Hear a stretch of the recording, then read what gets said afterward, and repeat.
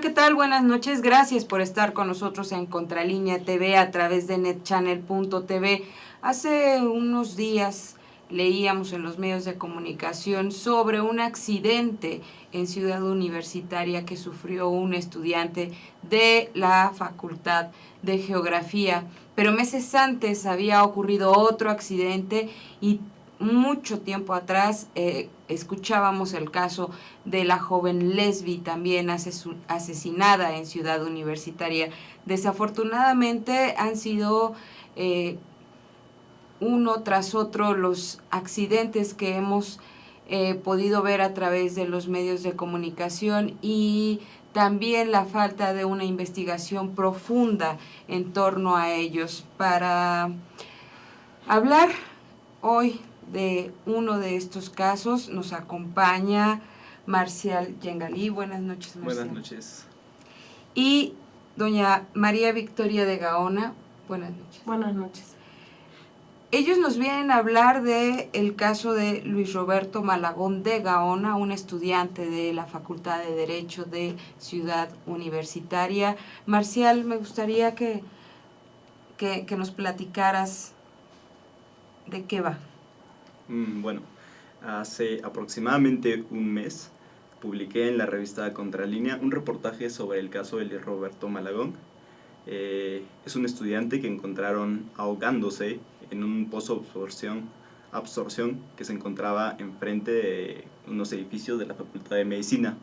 Bueno, él van a rescatarlo y a los 4 días muere producto de un edema pulmonar y otro craneal, es decir, tenía agua en los pulmones y en la cabeza.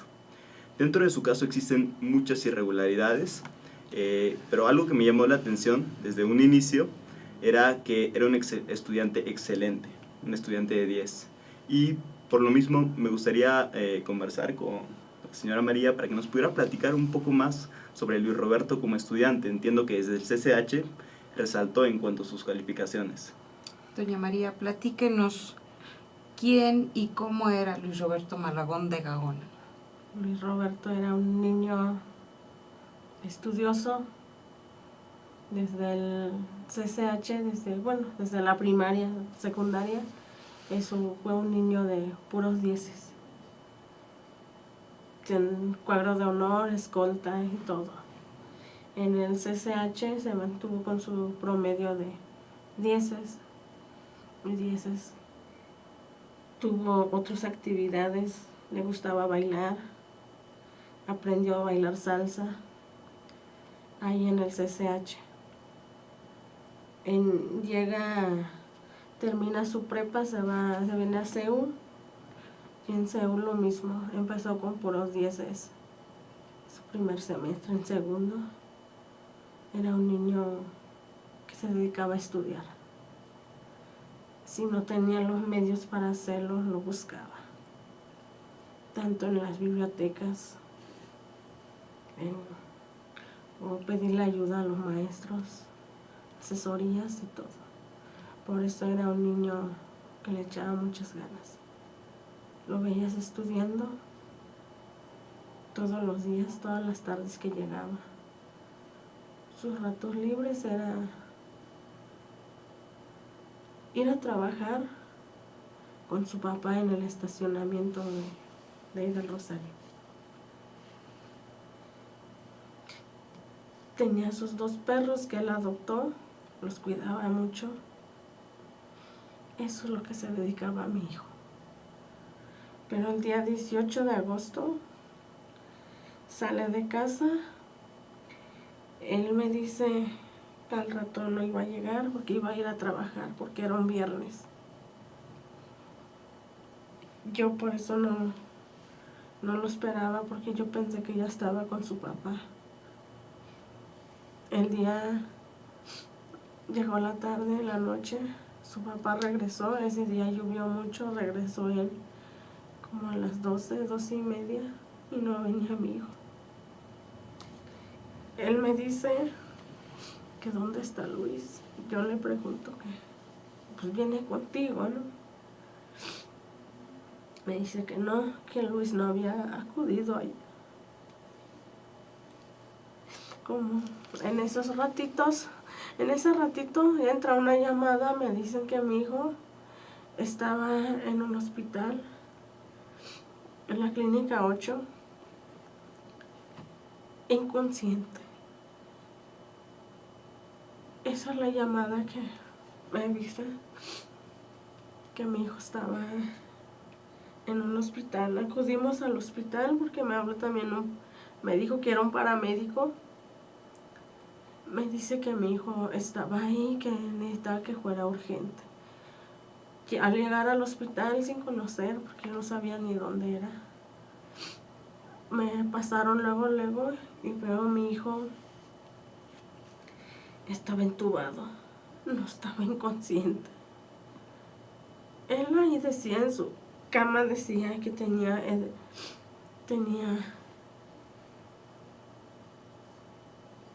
que estaba en coma. 5 días después, mi hijo falleció, sin que los doctores me dijeran de qué se trataba. Cada vez que yo entraba a visita me decían que no sabían por qué mi hijo estaba ahí, porque no tenía golpes, que porque no tenía nada, simplemente se estaba convulsionando. Luis Roberto, ¿en algún momento de su vida manifestó alguna enfermedad, algún tipo de...? No, mi hijo jamás tuvo una enfermedad de lo que me están diciendo, porque ahí mismo en el seguro se dieron cuenta, porque mi hijo ni siquiera estaba dada de alta. En el CCH le dan su seguro. Servicio médico. Sí, y como mi hijo era un niño que si se enfermaba de una gripa, pues así como cualquier otra persona, pero una enfermedad de eso que están diciendo, pues no, nunca presentó mi hijo una convulsión como me estaban diciendo. Los doctores simplemente me decían que se está convulsionando, pero no sabemos por qué. Ellos mismos nos piden que viniéramos a CEU a preguntar que si habían visto que le había pasado a mi hijo, porque no le encontraban nada, que le hacían estudios, que no salía nada. Ellos nos decían, los doctores nos decían eso. Finalmente mi hijo falleció, fue un paro cardíaco. Marcial, tú has llevado la investigación y me gustaría saber si has encontrado algún tipo de detalles que puedas comentarnos, que salten y que se manifiesten de manera irregular. Bueno, dentro de la investigación que lleva a cabo gracias a Víctor, que también me pudo proporcionar algunos datos. Víctor es el abogado de la familia. Él me ayudaba a entender un poco más el caso. Cuando Luis Roberto fue encontrado ahogándose en el pozo, llegan 2 testigos a sacarlo. Estos 2 testigos, la versión que dan es que él estaba ya inconsciente en el momento en el que llegaron. Es decir, lo ven ahogándose, van hacia él y ya estaba inconsciente. Entonces lo reaniman mediante técnicas de primeros auxilios, lo llevan al circuito escolar y entonces pasa la ambulancia. La ambulancia de Ciudad Universitaria, en ella venían 3 paramédicos. Los 3 paramédicos llevan a Luis Roberto, se lo llevan a la clínica 8 y en la clínica ellos dicen que se trataba de una reacción epiléptica. Como entendemos, Luis Roberto era un muchacho sano. Al momento de encontrarlo en el pozo no presentó ninguna reacción epiléptica. Sin embargo, ellos dan esta versión. No entendemos por qué se da esta versión. El punto es que a partir de este momento en el seguro lo empiezan a tratar con sedantes tranquilizantes para tratar justamente una enfermedad nerviosa como es la epilepsia. Sin embargo, nunca se presta atención a los edemas pulmonares y cerebrales, que son la acumulación de agua que tenía tanto en la cabeza como en el pecho Luis Roberto. Entonces, 4 días después vemos que tiene un colapso producto de estos 2 edemas. Ahí es donde encontramos la primera irregularidad. Ahora, cuando los padres van en busca de las autoridades para buscar respuestas, tanto autoridades universitarias como las del Ministerio Público, se encuentran con versiones muy extrañas. Doña María, ¿nos puede explicar un poco más acerca de cuando lo llamó el director de la Facultad de Derecho y le dijo que su hijo había muerto producto de una reacción natural, es decir, no tenía absolutamente nada, simplemente murió de la noche a la mañana. Me gustaría, Marcial, para quienes no han estado en CEU, para quienes no conocen CEU, Luis Roberto cayó a un pozo de absorción. Así es. ¿Qué tendría que haber estado haciendo para que él llegara a ese espacio? Si vemos un poquito la forma en que está organizada esa parte de Ciudad Universitaria, Luis Roberto, para irse al metro, digamos que el peor camino que pudo haber tomado ha sido ese. Es el más largo, además que ese día estaba lloviendo y esa zona se inunda fácilmente. Cuando pasé por ahí es claro que existe una pendiente y los días en que llueve mucho se almacena el agua por ahí. Es decir, si tú eres una persona que no quieres mojarte, obviamente evitas ese tipo de lugares, ¿no? Ahora, es muy difícil explicar que una persona por sí misma no se dé cuenta del riesgo que corre al caminar por ahí y es más, frente a un pozo de absorción, caiga dentro del pozo de absorción.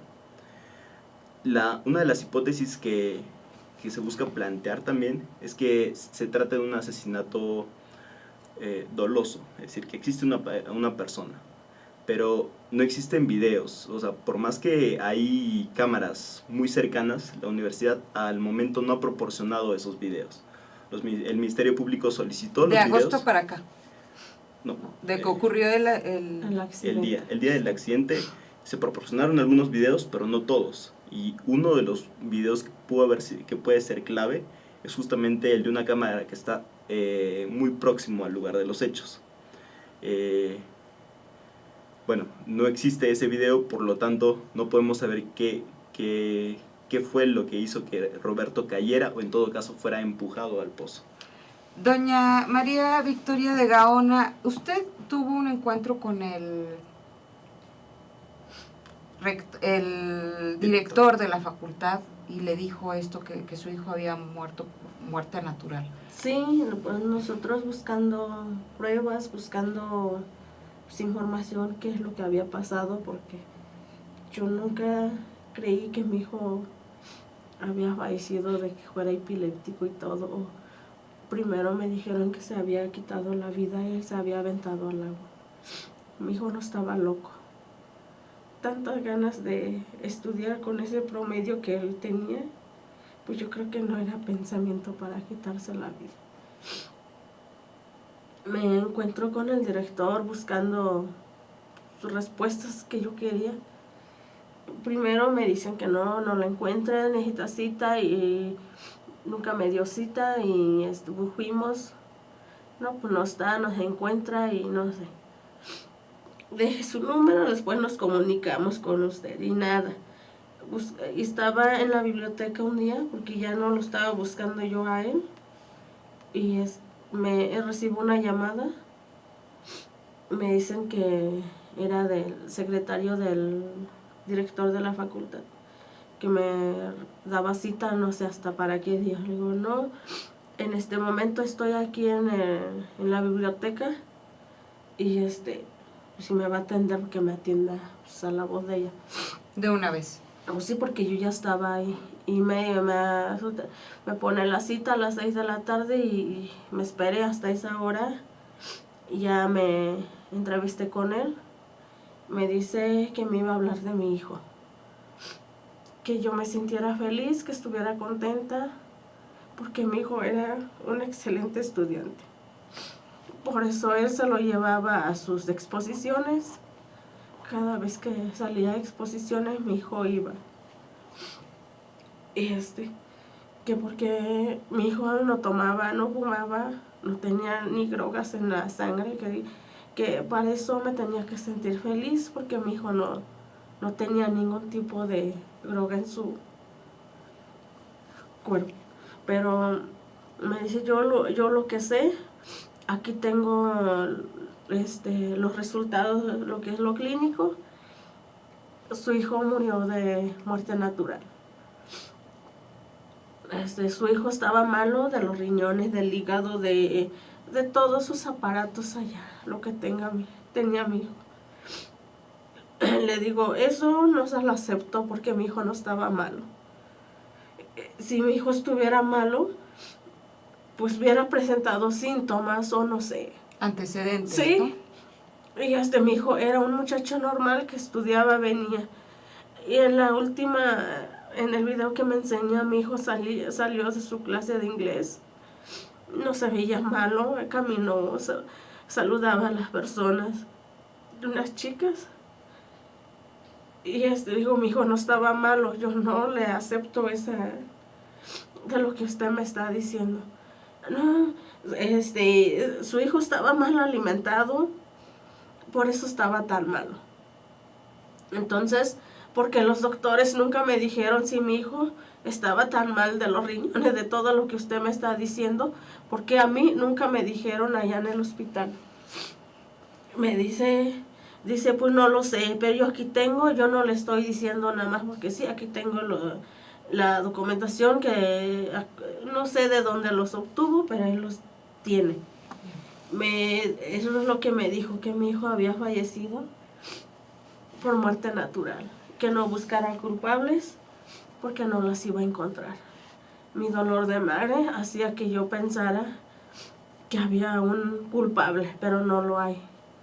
Eso es lo que me dijo. Doña María, permítame hacer un corte, no sin antes, pues dejar todas estas interrogantes, ¿no? ¿Dónde están los videos que muestran el momento en el que cayó Luis Roberto? ¿En qué momento se diagnosticó esta muerte natural? ¿Por qué las autoridades del más alto nivel no están al pendiente de situaciones como esta? En fin, hay muchas dudas, muchas irregularidades e inconsistencias. Vamos a hacer un corte y regresamos para seguir hablando de este terrible caso.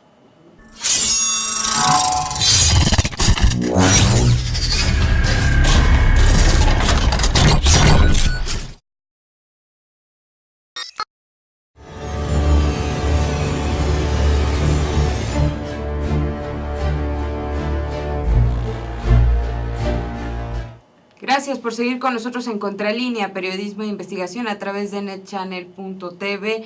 Estuvimos platicando con la señora María Victoria de Gaona, madre de Luis Roberto Malagón de Gaona, un joven estudiante de la Facultad de Derecho de Ciudad Universitaria, de excelencia académica, que falleció por diversas circunstancias que aún no han quedado aclaradas el año pasado, en agosto del año pasado, y que quedan abiertas muchas interrogantes que ya estuvimos platicando con la señora y con Marcial Yengalí, que es el reportero de Contralínea, quien inició esta investigación y que ha sido publicada completamente en Contralínea. Marcial, ¿qué sigue?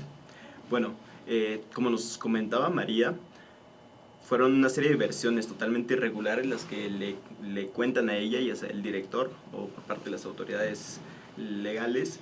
Y entonces ella contacta a Víctor y deciden emprender un amparo que exija que se agoten 2 líneas de investigación. Principalmente orientar la investigación hacia que se trata de un delito doloso y un delito culposo. Víctor es Víctor Caballero, abogado del colectivo AECUS, Promoción y Defensa de los Derechos Humanos. Bienvenido, Víctor. ¿Nos puedes platicar sobre todas estas inconsistencias que tú como abogado ves? Sí, bueno, antes que nada muchas gracias por el espacio. Sí, decir que cuando nos enteramos del caso, los familiares de Luis Roberto nos empiezan a platicar pues todas las irregularidades que ellos habían vivido, tanto en la agencia del Ministerio Público especializada en asuntos universitarios, como en la propia Facultad de Derecho. La indolencia de las autoridades, nunca fueron recibidos por el rector, a pesar de que así lo pidieron. Nunca hubo un pronunciamiento de parte de la facultad ni de la universidad en torno al caso de Luis Roberto, como sí ha ocurrido en otros casos. Y creemos que esto obedece a que es un asunto que ocurre de una manera muy extraña en un estacionamiento de la propia Facultad de Medicina y Odontología. y evidentemente cuando nos enteramos a grandes rasgos del asunto y que los familiares no tenían acceso a la carpeta de investigación que inicia la Procuraduría General de Justicia de la ciudad, decidimos interponer una demanda de amparo reclamando la dilación en la integración de esta carpeta de investigación y reclamando además pues el incumplimiento por parte del Ministerio Público de empezar a tener algún responsable en los hechos. En un primer momento, en el mes de diciembre del 2017, el juez 10º de distrito de amparo en materia penal de la Ciudad de México, en el expediente 910/2017, recibe un primer paquete de la carpeta de investigación por parte del Ministerio Público. Es hasta ese momento en que la familia tiene acceso a esta investigación. Nunca habían visto la carpeta, salvo algunas cosas que de repente les enseñaba el Ministerio Público. Y pues empezamos a hacer en el... Ay, perdón.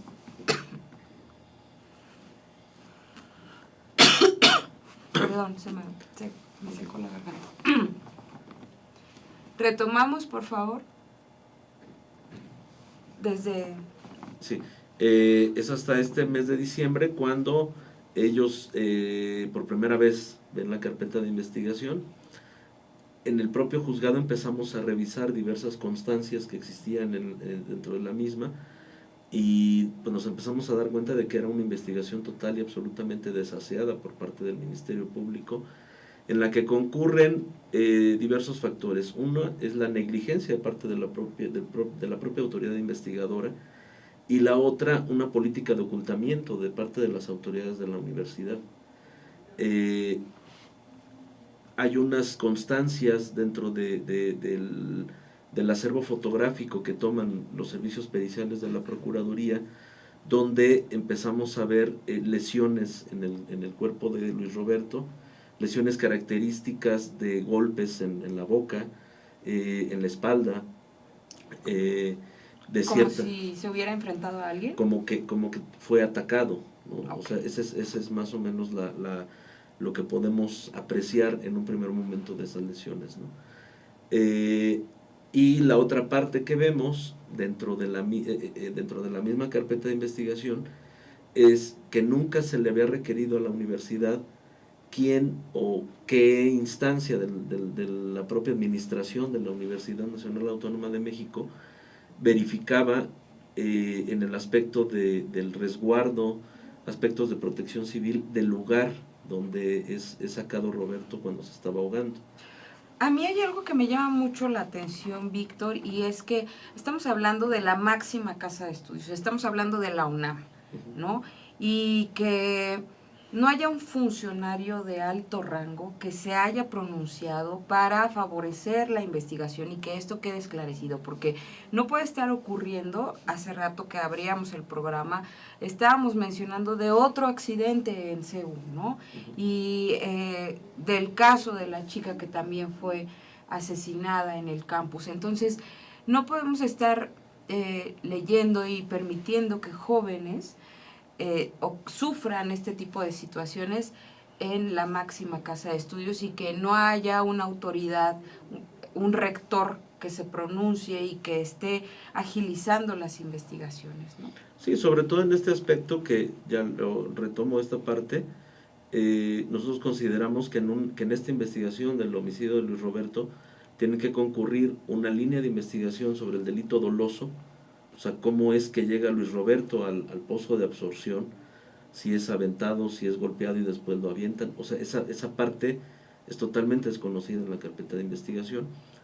O aún tratándose de un accidente, que esa, digamos, ha sido una de las hipótesis que el MP ha estado, digamos que, estableciendo en la carpeta de investigación, como que fue algo fortuito. Pero aún y con eso, estas instalaciones están a cielo abierto en Ciudad Universitaria. No había señalamientos. Los únicos señalamientos que habían eran 2 letreros de 20x40 que decían pozo de absorción, ni siquiera decían cuidado o este tipo de cosas, ¿no? Dentro de lo más reciente que tenemos ya conocimiento después de que le conceden el amparo a la familia para que el Ministerio Público desahogue todas las pruebas que tenga pendiente para precisamente desahogar estas 2 líneas de investigación, resulta que le requieren a la universidad información sobre qué instancia de la propia universidad es la que está encargada del mantenimiento, del cuidado de estas instalaciones. Ahora sabemos que es una empresa particular que no tiene página de internet, es una empresa particular que únicamente aparece en estos directorios de empresas de internet, con 2 domicilios, uno en la colonia Granjas, México, otro en Ciudad Nezahualcóyotl. Es una empresa que se llama Consultoría en Ecosistemas Hidráulicos SADCB, donde el propio Ministerio Público les pide que les entreguen una bitácora de mantenimiento de las instalaciones, entregan una del 2016 y otra del 2017, y en ambas ellos aseguran que la capacidad del pozo está en óptimas condiciones, tiene una capacidad para soportar una precipitación de 38 milímetros.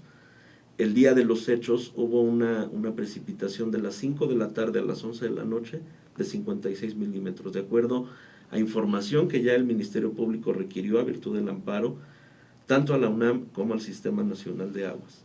Es decir, que las instalaciones en su capacidad estuvieron rebasadas por más de 14 puntos, y esto es de escándalo, porque De terror, no es posible que en unas instalaciones que recurrentemente se inundan, es evidente que las capacidades pues no son suficientes. Ya hay un dictamen de parte de la Dirección de Servicios Periciales de la Procuraduría que señala que el pozo fue rebasado el día de los hechos.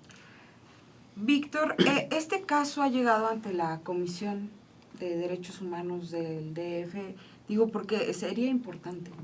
La familia interpuso una queja en el mes de septiembre ante la Comisión de Derechos Humanos de la ciudad, una queja que no se le dio seguimiento por parte de la comisión. Únicamente acude en una ocasión un visitador a ver la carpeta. Este visitador lo único que hace es pedir algunas constancias de la carpeta de investigación, y de ahí en fuera no les ha notificado absolutamente nada a la familia. De manera extraoficial nos enteramos que esa queja fue desechada.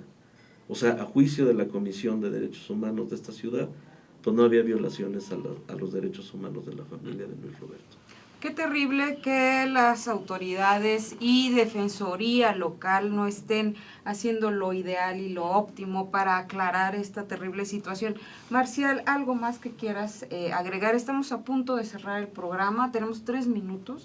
Me gustaría que nos hicieras un último comentario. Concluir que a lo largo del reportaje pude contactar a algunos de sus compañeros, y tanto como sus padres, sus compañeros y el abogado aquí presente están de acuerdo en que se trata de una pérdida totalmente innecesaria, invaluable para la facultad, en el sentido de que Luis Roberto era un estudiante excelente y cuyas irregularidades dentro del proceso indican que las autoridades no están interesadas en solucionar su caso, lo cual me parece indignante. Es importante que esta situación se aclare porque considero que cuando ocurre algo así es la única manera de traer paz a las familias. Fue una pérdida lamentable. Y bueno, Víctor, me gustaría que nos regalaras un último comentario. Pues sí, también la exigencia es a las autoridades universitarias a que ya cambien esa política de ocultamiento, porque tarde o temprano las familias decididas y valientes van a estar actuando y va a quedar peor. O sea, muchas veces la justificación que creemos tiene la universidad para ocultar es mantener esa imagen inmaculada de una institución difusora de la cultura y todo esto, pero que al final se está viendo que la violencia los está rebasando en esa consideración que tienen de sí mismos, y que no es posible. O sea, hay que afrontar la realidad. El colectivo Nos Hacen Falta, que son compañeros de diversas facultades de la UNAM, tienen documentados más de 60 casos de homicidios al interior de las instalaciones, por lo menos del año 2008 a la fecha. Entonces, es una cifra escandalosa, algo que ha aumentado exponencialmente, sobre todo en 2017 y 2018. Pues vamos a estar muy al pendiente. Agradezco a los dos que nos hayan acompañado y que demos visibilidad a este tipo de casos que son lamentables, preocupantes, que ya sean en 8 años 60 casos registrados en la máxima casa de estudios. Y bueno, lo dejo usted al pendiente también de esta investigación, porque solamente estando atrás de este tipo de información y dándole continuidad a los asuntos es como podemos exigir como sociedad que las cosas avancen y se esclarezcan. Gracias por habernos acompañado y gracias a usted por haberse puesto en línea con nosotros como cada martes a las 8 de la noche. Nos vemos el próximo. Hasta luego.